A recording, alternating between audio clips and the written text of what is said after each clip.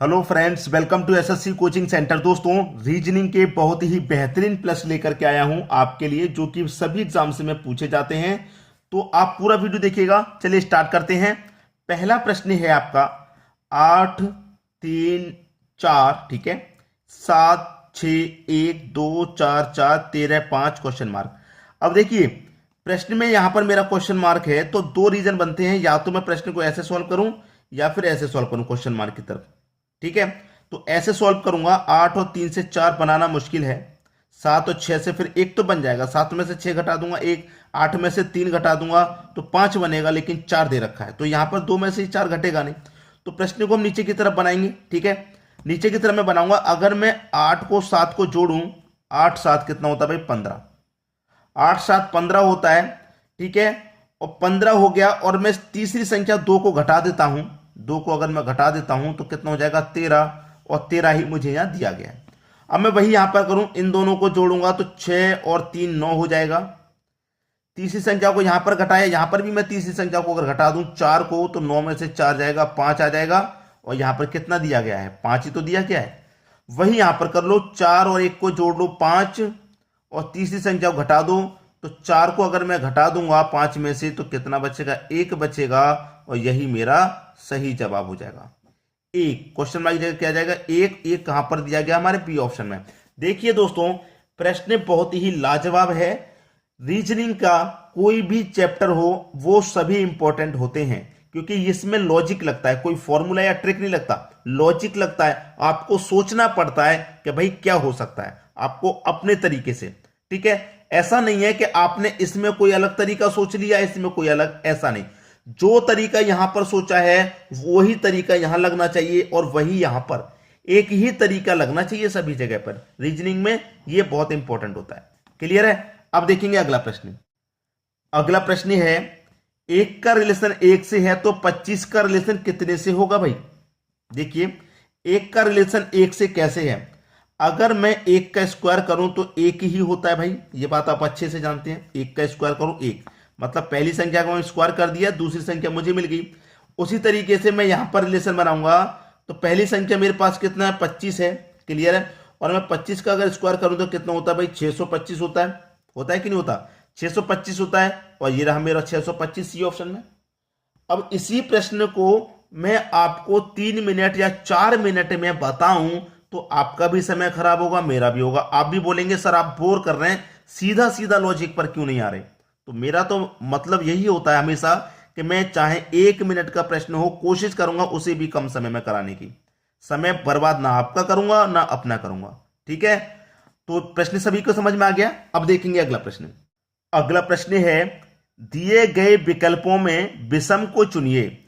आपके पास 4 विकल्प हैं, इनमें से कोई एक विकल्प अलग होगा, भिन्न होगा। चारों में 3 तो एक समान होंगे, लेकिन कोई एक अलग होगा। वही आपको पहचानना है कि वो अलग क्या है, वही पहचानना है बस आपको। अब देखिए सीधा सीधा, 32 है, 15 है, 86 है, 42 है, 56 है, 26 है, 74 है, 36 है। कैसे बनेगा रिलेशन? सबसे पहले ऊपर से बनाते हैं, पहले ऑप्शन से। मेरे पास क्या है? 15 है। 15 से अगर मैं 32 बनाऊं तो कैसे बनेगा भाई? रिलेशन बनाना है। 15 से 32 में बनाऊं तो कैसे बनेगा भाई? देखिए, 15 से अगर मैं 32 बनाऊंगा तो बनेगा भाई कितना? 15 का गुना अगर मैं 2 से कर दूंगा तो 30। ठीक है, 30 हो गया। 15 का गुना 2 से कर दिया, 30। अब 2 से मैंने गुना किया और 2 को ही मैं यहां जोड़ दूंगा तो कितना हो जाएगा मेरा? 32। ठीक है, 32 दे रखा है। वही लॉजिक यहां पर है। यहां मैंने 15 का गुना किया था, यहां कितना करूंगा? 42 का करूंगा। 2 से गुना करूंगा भाई, कितना आ जाएगा? 84। और 2 को ही जोड़ दूंगा, कितना हो जाएगा? 86। 86 ही तो दे रखा है, बिल्कुल से। अब मेरे पास यहाँ 26 है तो 26 का गुना करूंगा कितने से? 2 से। जब सभी जगह 2 से कर रहा हूं तो यहां भी तो 2 से करूंगा। 26 दूनी का कितना होता है? 52। और सभी जगह 2 जोड़ रहा हूं तो यहां पर भी 2 जोड़ूंगा तो कितना हो जाएगा? 54। 54 हो जाएगा। और यहां पर कितना दे रखा है? 56। आया कितना है? 54। तो ये रॉन्ग आया है, ये गलत आया है। चलिए अगला है, उसे भी चेक करते हैं। 36 गुने 2 72, और जोड़ देंगे 2, आ जाएगा 74। यहां पर भी 74, बिल्कुल सेम भाई। पहले ऑप्शन में, दूसरे ऑप्शन में, चौथे ऑप्शन में सेम लॉजिक है। लेकिन यहां पर आपका 54 आ रहा है और दिया कितना गया है, 56 दिया गया है, तो यही तो अलग हो जाएगा सबसे, ये विषम हो जाएगा। तो सी ऑप्शन हमारा सही जवाब है। हमको क्या करना था, अलग संख्या का पता लगाना था और हमने लगा लिया। क्लियर सभी को। अब देखेंगे अगला प्रश्न। अगला प्रश्न है, यदि राहुल आदित्य से लंबा किंतु रोहन से छोटा है और रोहन करण से लंबा है, तो सबसे लंबा कौन है? कौन सबसे लंबा है? देखिए, इसे करने के दो तरीके होते हैं, दोनों तरीके मैं आपको बताऊंगा। ठीक है, देखिए आपसे कहा गया है कि जो राहुल है वो आदित्य से लंबा है। देखिए हमारे पास उसने कहा है कि जो राहुल है वो आदित्य से लंबा है, तो आदित्य तो नीचे आ जाएगा ना। आदित्य कहां जाएगा? नीचे आ जाएगा। आदित्य नीचे आ गया, ठीक है, क्योंकि राहुल आदित्य से लंबा है। किंतु रोहन से छोटा है। हमारा जो राहुल है वो आदित्य से लंबा हो गया, किंतु रोहन से छोटा है, तो हमारा राहुल रोहन से छोटा है। ठीक है, रोहन से छोटा है तो रोहन के नीचे आ जाएगा। अब कह रहा है कि रोहन करण से लंबा है। भाई रोहन करण से भी लंबा है, रोहन करण से भी लंबा है, करण से। तो जो रोहन है वो किससे लंबा है? करण से लंबा है। ठीक है, करण से लंबा है। और जो राहुल है वो रोहन से भी छोटा है, तो हमारा राहुल यहां तीसरे नंबर पे आ जाएगा। ठीक है, और आदित्य से लंबा हमारा राहुल है, आदित्य सबसे नीचे आ जाएगा। तो क्या कह रहा था कि कौन सबसे लंबा है? रोहन ही तो सबसे लंबा है। सी ऑप्शन हमारा सही हो गया। ये तो पहला तरीका हो गया। अब दूसरा तरीका तो बहुत इंपॉर्टेंस रखता है, क्योंकि प्रश्न को बहुत शॉर्ट तरीके से वो सॉल्व कर देता है। दूसरा तरीका क्या है? उसने क्या पूछा है कि सबसे लंबा कौन है। सबसे लंबे का मतलब सबसे ऊपर कौन आएगा। ठीक है, उसने कहा है कि राहुल आदित्य से लंबा है। राहुल जो है वो आदित्य से लंबा है, तो आदित्य तो सबसे लंबा हो नहीं सकता, आदित्य को काट दो, क्योंकि राहुल आदित्य से लंबा हो गया, तो राहुल तो सबसे लंबा हो नहीं सकता, इसे काट दो। राहुल आदित्य से लंबा है किंतु रोहन से छोटा है।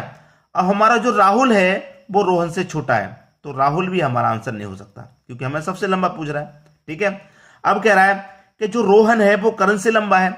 अब हमारा जो रोहन है वो राहुल से भी लंबा था, करण से भी लंबा है, और राहुल से छोटा तो आदित्य, वो तो सबसे ही छोटा हो गया। और हमारा रोहन करण से भी लंबा है, तो हमारा रोहन करण से भी लंबा है, तो करण तो लंबा हो नहीं सकता, तो रोहन हमारा सबसे लंबा हो गया। एक तरीका ये होता है डायरेक्ट करने का। क्लियर सभी को। अब देखते हैं अगला प्रश्न। अगला प्रश्न है, एक निश्चित कूट भाषा में केपलर को इतना लिखा जाता है, तो उसी कूट भाषा में गैलेक्सी को क्या लिखा जाएगा? हमसे कह रहा है केपलर, KEPLER, इसको इतना लिखा जाता है, तो मैं यहां पर कोडित कर लू इनको,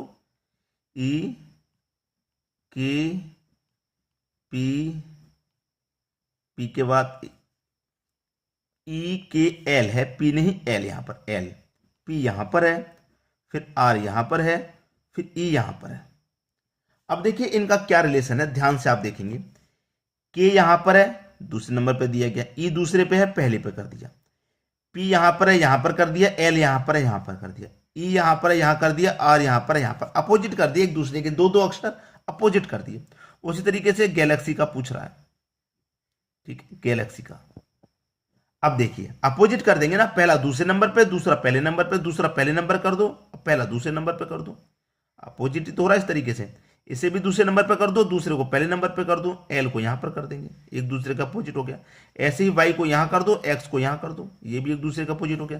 तो AGALYX,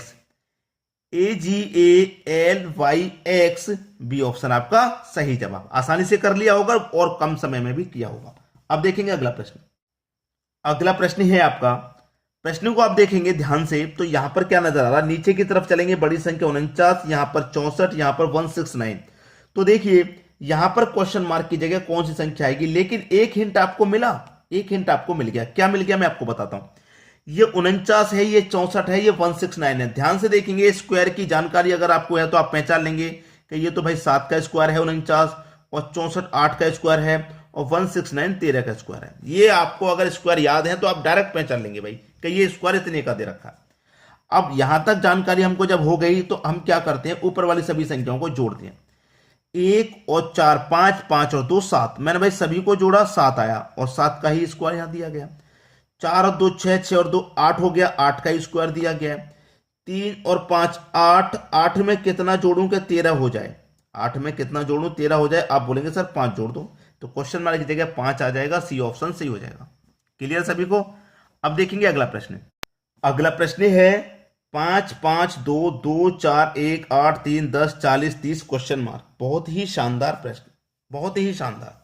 करना क्या है प्रश्न में उसे ध्यान दीजिए। देखिए 40 है, 40 तक कैसे पहुंचेंगे? अगर मैं इन तीनों संख्याओं को गुना करूं तो 5 का गुना 2 से करूंगा 10, 10 का गुना 8 से करूंगा भैया 80 हो जाएगा। कितना हो जाएगा? 80। 80 हो गया। इस 80 में अगर मैं 2 से डिवाइड कर दूंगा तो 40, 40 दिया गया आपको। तीनों का मैंने गुना किया, अब यहां पर भी मैं तीनों का गुना करूंगा। 3 चौके 12, 12 पंजे 60। कितना हो गया भैया? 60। 60 में यहां से 2 से गुना किया तो भाई यहां पर भी 2 से गुना कर डिवाइड कर दूंगा मैं, 30 हो जाएगा और 30 आ गया आपका।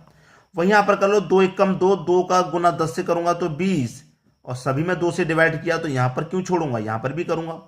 कितना जाएगा? 10। पहला ऑप्शन बिल्कुल सही, क्वेश्चन मार्क की जगह आएगा आपका 10। समझ में आ गया प्रश्न। अब देखेंगे हम अगला प्रश्न। अगला प्रश्न है बहुत ही शानदार प्रश्न है आपका। बीच में जब क्वेश्चन मार्क है तो बीच वाली संख्याओं निकालेंगे। कैसे निकलेंगी? बीच वाली संख्या निकालनी है तो भाई पहले क्या और लास्ट का कुछ कीजिए जिससे ही बीच वाली संख्या निकल आए। अगर मैं बीच वाली संख्या निकाल रहा हूं तो पहली और तीसरी संख्या का जरूर कुछ ना कुछ करना होगा। अब मैं क्या करूं? दोनों का अंतर कर दूं भाई, दोनों का अंतर कर दूं। अंतर कर दूंगा मतलब घटा दूंगा दोनों को। देखिए 48 और 28 का अंतर कर दूं तो 48 बड़ी संख्या है, उसमें से अगर मैं 28 को घटा दूंगा कितना आ जाएगा? 20। चाहिए कितना? 60। भाई 20 का अगर मैं 3 गुना कर दूंगा तो 60 मिलेगा। ऐसे ही यहां पर कर दो भाई, 7 में से घटा दो 5, 7 माइनस 5 2 बचेगा। जब यहां 3 गुना किया तो मैं यहां भी 3 गुना कर दूं तो 6 हो जाएगा, 6 ही दिया गया, बिल्कुल सही। यहां पर भी अंतर कर दो, 27 में से घटा दो 14 को, कितना बचेगा? 13। अब जब सभी जगह 3 गुना कर रहे हैं तो भाई यहां पर भी तो 3 गुना करेंगे, 13 त्रिक का 39, 39 यहां पर दिया गया है। वही यहां पर कर दो, 16 में से घटा दो 7 को, भाई 16 में से घटा दूंगा 7, कितना बचेगा? 9। और जब सभी जगह 3 गुना कर रहे हैं तो यहां क्यों छोड़ेंगे, यहां भी तो 3 गुना करेंगे, तो 9 त्रिक का कितना? 27। पेन रुकना नहीं चाहिए, जब लॉजिक पता चल गया तो करते जाओ करते जाओ। 1 मिनट के सवाल को 30 सेकंड में ही कर दो, बस इतनी स्पीड बढ़ा लो अपनी। समझ में आ गया। अब देखते हैं अगला प्रश्न। अगला प्रश्न है बहुत ही महत्वपूर्ण और इंपॉर्टेंट प्रश्न है। नीचे की तरफ चलेंगे, 65 20 45, मतलब बड़ी संख्या जब नीचे की तरफ है तो नीचे की तरफ सब संख्या है, और ये रहा आपका क्वेश्चन मार्क। और ये प्रश्न मैं आपको दे रहा हूं दोस्तों होमवर्क के लिए, होमवर्क के लिए ये प्रश्न मैं आपको दे रहा हूं। इस प्रश्न का आंसर आप मुझे कमेंट करके बताएंगे क्या आने वाला है। ठीक है दोस्तों, वीडियो पसंद आया लाइक करें, दोस्तों में शेयर करें। अगर आपने हमारे चैनल को अभी तक सब्सक्राइब नहीं किया तो सब्सक्राइब करके बेल आइकन का बटन जरूर दबा दें। ठीक है दोस्तों, वीडियो देखने के लिए आपका बहुत बहुत धन्यवाद।